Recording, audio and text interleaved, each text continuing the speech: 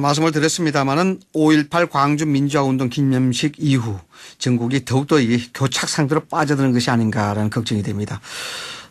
각 당의 원내대표들이 물밑 교섭에 나서고는 있습니다마는 5.18 폄훼 발언 뭐 이런 것들로 인해서 의원들의 징계 미루는 자유한국당에 대해서 여야 사당이 비판에 나서고 있습니다. 이게 뭐 청와대까지 가세하고 있는데요.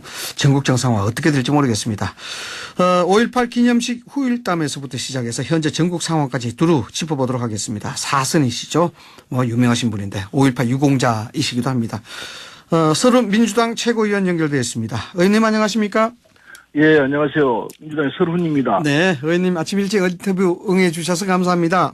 예, 고맙습니다. 자, 우선 뭐 5.18 유공자이신데 5.18 기념식에 대해서 남다른 감회가 있으실 걸로 봅니다. 간단하게 소개 한 말씀 해 주시죠.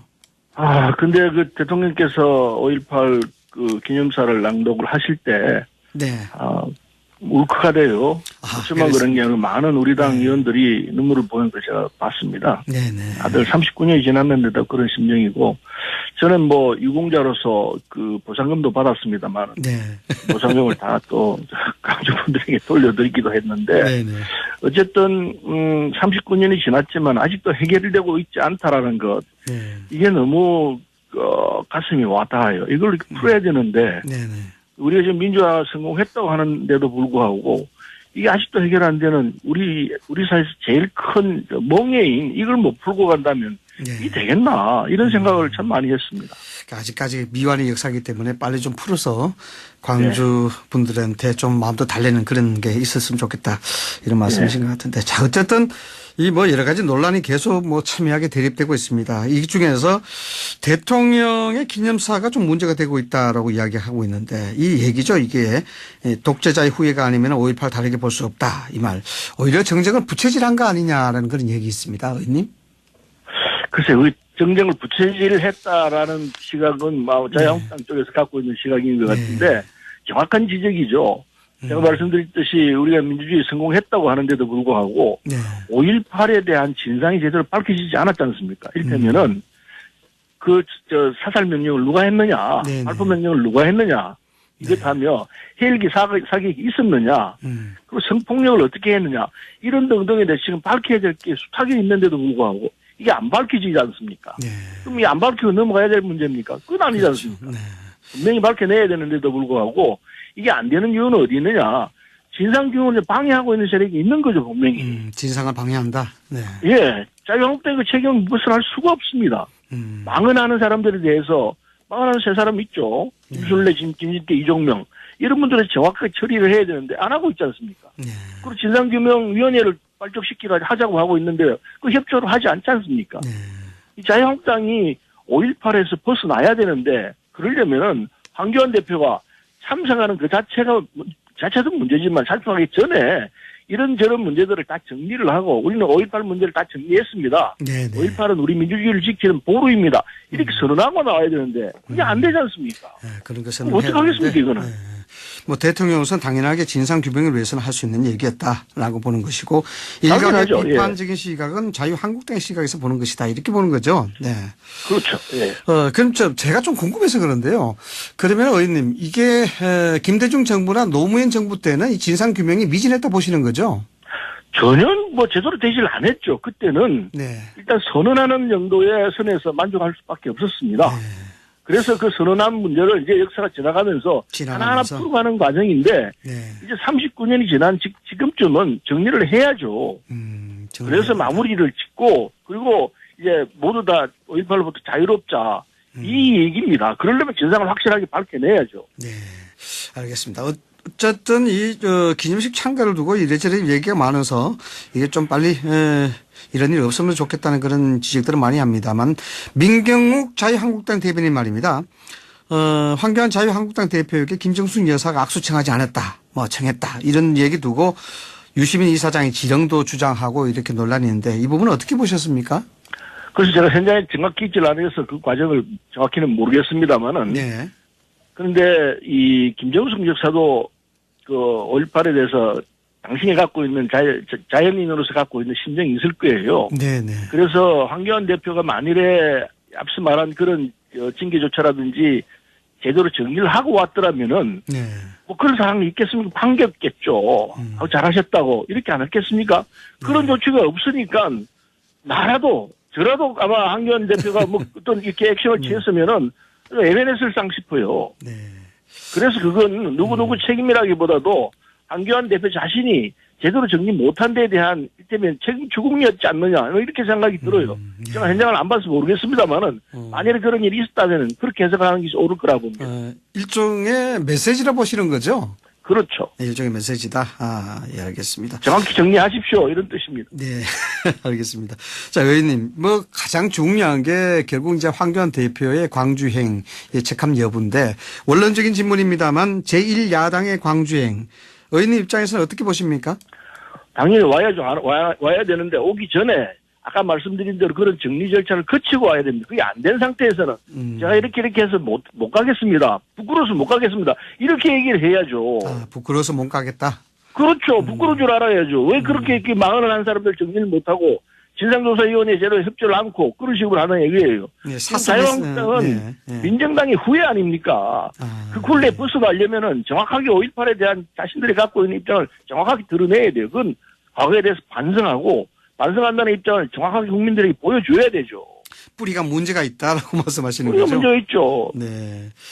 그래서 일단 문제가 있다. 먼저 여기에 대해서 해결을 하고 와야 되는데 그렇지 않다라는 것이고, 자, 추가 조치 이루어지겠습니까? 자유한국당 내에서요? 자유한국당이 앞으로 나가기 위해서는요, 이 5.18 문제 정확하게 정리를 해야 합니다. 과거에 저질렀던 이 폐악이거든요. 네. 이걸 그냥 보고 넘어간다는 건 자유한국당에 절대로 도움이 안 된다고 봅니다. 네. 정리할 건 정리를 하고, 그건 지금 과거에 민정당이 했던 부분이기 때문에, 신군부가 했던 부분이기 때문에 우리하고 전혀 상관이 없다고 할 수는 없습니다만 이렇게 전제를 하고, 그리고 그러나 과거의 일이기 때문에 우리가 책임지는 입장에서 잘못은 잘못했다고 얘기하고 사과하겠습니다. 그리고 앞으로는 다시 이런 망언하지 않겠습니다. 진상조사 철저히 응하겠습니다. 이렇게 하면요, 많은 상당 사람들이 박수를 칠 거라고 봐요. 네. 그걸 해야 합니다. 뭐 상당한 정치적 부담이 되지 않을까요? 여기에 대해서 글쎄요, 역사적으로 정치적 부담은요. 인정을 하는 건데. 네.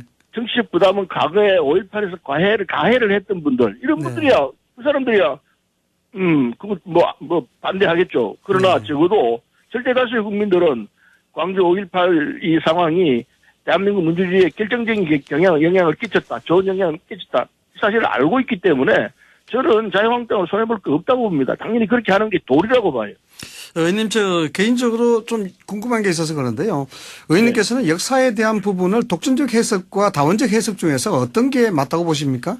글쎄요. 그 상황마다 다 다르다고 보는데요. 네. 다원적 해석도 가능하고 네네. 어떤 상황에서는 또 안 그럴 수도 있죠. 네. 특히 이 한일 간의 문제, 네. 우리 민족적 상황에 대한 문제, 네. 이때는 상황마다 다를 수 있다고 봅니다. 상황마다 다를 수가 있다. 예. 네. 자, 전두환 대통령 말이죠. 사살 명령 내렸다는 증언 나오고 있는데 이거 좀 뭐 사실일 것 같으면 이 파장이 클 것 같은데 이거 어떻게 공론화되어야 된다고 생각하십니까?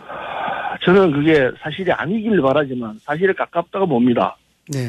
거의 그랬을 거라고 봐요. 왜냐면은 그 당시에 군인들의 그 사격 자세를 보면요. 네네. 이건 도저히 있을 수 없는 자세. 이건 사격 자세. 사살하겠다는 자세예요. 예. 그런 어떻게? 것 등등으로 봐서 네.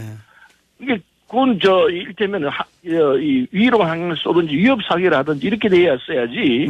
그게 바로 그 사람을 상대로 바로 사살하는 이런 자세를 갖고서는 말이 안 되는 얘기죠. 이 견효사 자세다 이거죠. 겨냥사죠. 이거는 바로 사살하기 위해서 하는 자세죠. 네. 그래서 그 전두환 씨가 했을 거라고도 확신해요. 그렇게 했을 것이다. 예.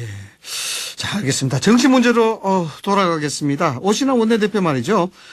민주당 이인영 대표에게 원내대표에게 맥주 회동 제안했는데 네. 뭐 이런 것들이 좀 전국 푸는데 도움 될까요, 의원님? 뭐 그런 게 당연하죠. 원내대표가 새로 됐으니까 대표들끼리 좀 논의를 하자. 네.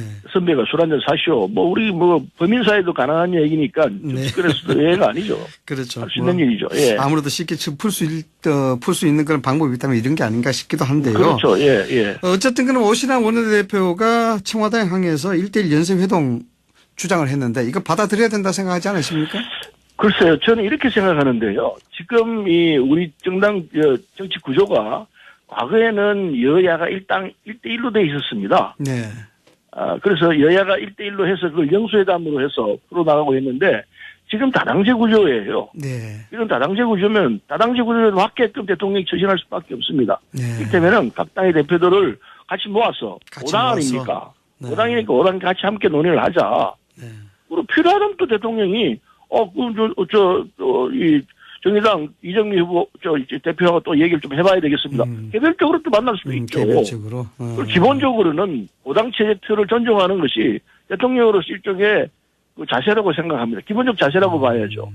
그렇게 해놓고 네네. 그렇게 자연스럽게 또 미진한 부분이 있으면은 개별 대표 대화도 가능할 수 있겠죠. 일단은 이 틀 자체를 무너뜨리는 얘기를 하면 안 된다고 봅니다. 지금 한교안 대표가 1대1로 만나지 않은 것은 제가 볼 때 문제를 풀자는 뜻도 뭐 없잖아 있겠지만은 그보다는 자신의 위상을 강화하기 위한 하나의 수단이라고 봐야죠. 그런 수단이다. 네. 그런데 뭐 한국당이 110석이고 나머지 당들은 의석수가 많이 좀 많이 비교가 되는데 그만큼 또 비중 맞게 의석수에 맞게끔 대우를 해줘야 되는 것 아닌가요? 그것도 필요하죠. 그것도 그러나 필요하다. 네. 5당 체제라는 것은 네. 움직일 수 없는 사실이기 때문에 네. 5당 체제를 인정을 하고 그 다음에 뭐 요구할 수 있는 부분이 있으면 또 만나서 얘기하면 되겠죠. 그러면 의석수에 따라서 만나는 시간을 배정해야 됩니까? 그렇지는 않지 않습니까? 예, 알겠습니다. 자, 이 말이 국민들로부터 상당히 좀 비판을 많이 받고 있는데, 나경원 원내대표의 달창이라든가, 김연아 의원의 한센병, 뭐, 최근에, 사이코패스 이런 논란까지, 이런 말막 논란들, 이런 것들에 대해서 한국당에 나오는 태도, 이런 걸 또 어떻게 해석을 할 수 있을까요? 그런데요. 네. 우리 방송용으로 한 게 있지 않습니까? 방송용. 방송에서는 할 수 있는 얘기가 한정돼 있지 않습니까? 네네. 이를테면은 금기어 해서는 안 되는 얘기. 네. 국민들이 들었을 때 이거는 참 이게 불쾌감을 느낀다든지 방송용으로서 적당하지 않다는 말을 우리가 흔히 하지 않습니까? 그렇죠. 네. 마찬가지예요. 정치 현장에서도 이게 공개적으로 하는 얘기이기 때문에 사적인 자리에서 하는 얘기하고 국민을 상대로 하는 얘기는 분명히 구분돼야 되죠. 네. 그래서 단어, 의 하나하나를 조심스럽게 써야 되는 게 우리의 처지입니다. 네. 정치인의 처지인데, 근데 뭐 막 써대니까 이게 이제 문제가 되죠. 예, 그렇습니다. 이게 뭐 정치인의 말이 정치적 언어라고 이야기를 하긴 합니다만 사적인 영역이 아니고 공적인 영역이다 이런 말씀이시죠? 예. 그렇습니다. 그 공격을 할 때도 그런 금도를 지켜야 합니다. 예, 예. 그걸 벗어나면은 그건 사적인 개인의 소리에 지나지 않기 때문에 그걸 올리는 것 자체도 문제가 있다 생각합니다. 예, 알겠습니다. 뭐 시간이 많으면 여러 가지 얘기 좀 나눠봤으면 좋겠는데 죄송합니다. 시간 관계상. 네. 지금까지 여러 가지 전국 현안에 대해서 서울 민주당 최고위원과 이야기 나눴습니다. 오늘 말씀 감사합니다. 네, 고맙습니다.